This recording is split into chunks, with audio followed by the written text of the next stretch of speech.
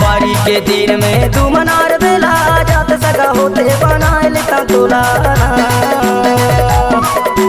बारी के दिन में तू मनार बेला जात सगा होते बनाए लेता तोला। लड़कर लौटा टूक शानल्ला पुरसा तोर मोर जो रही था गुलटो ही लड़काना। डीजे प्रमोद कुमार धुर्वे। लड़कर लौटा टूक शानल्ला पुरसा तोर मोर जो रही था गुलटो ही लड़काना।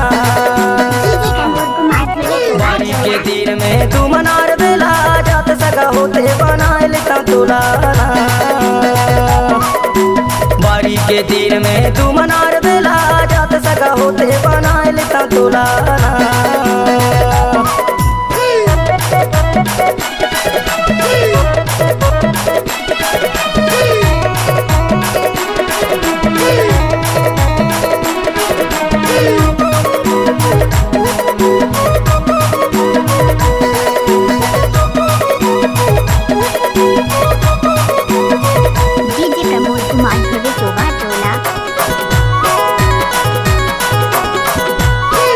बाती साना है न कजना हाय कानी हमा घुंघरू गले मया चला हाय रे। दाते बाती साना है न कजना हाय कानी हमा घुंघरू गले मया चला हाय रे। हे लंग लंग चोला गवाए लेता तोला जात सगा होते बनाए लेता तोला। हे लंग लंग चोला गवाए लेता तोला जात सगा होते बनाए लेता तोला। प्रमोद कुमार धुर्वे। बारी के दिन में तू मनार बेला जात सगा होते बनाए लेता तोला।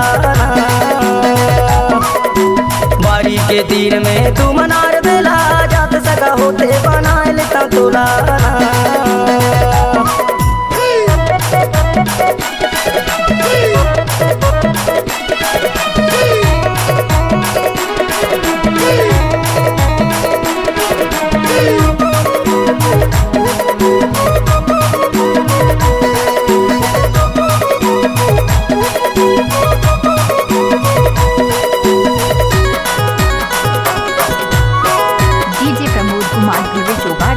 दरे हरा दार ला तेरे दुष्टा भाई लगे रामाय राम नय बिसरावाय रे।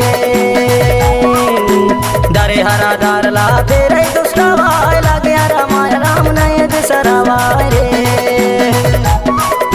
हे लंग लंग चोला गवाए लेता तोला जात सगा होते बनाए लेता तोला। हे लंग लंग चोला गवाए लेता तोला जात सगा होते बनाए लेता तोला रे। बारी के दिन में तू मनार बेला जात सगा होते बनाए लेता तोला। बारी के दिन में तू मनार बेला जात सगा होते बनाए लेता तोला। लड़कर लौटा टूक शानल्ला पुरसा तोर मोर जो रही था गुलटो ही लड़काना। लड़कर लौटा टूक शानल्ला पुरसा तोर मोर जो रही था गुलटो ही लड़काना। बारी के दिन में तू मनार बेला जात सगा होते बनाए लेता तोला। बारी के दिन में तू मनार बेला जात सगा होते बनाए लेता तोला। बारी के दिन में तू मनार बेला जात सगा होते बनाए लेता तोला। डीजे प्रमोद कुमार धुर्वे जोगा टोला।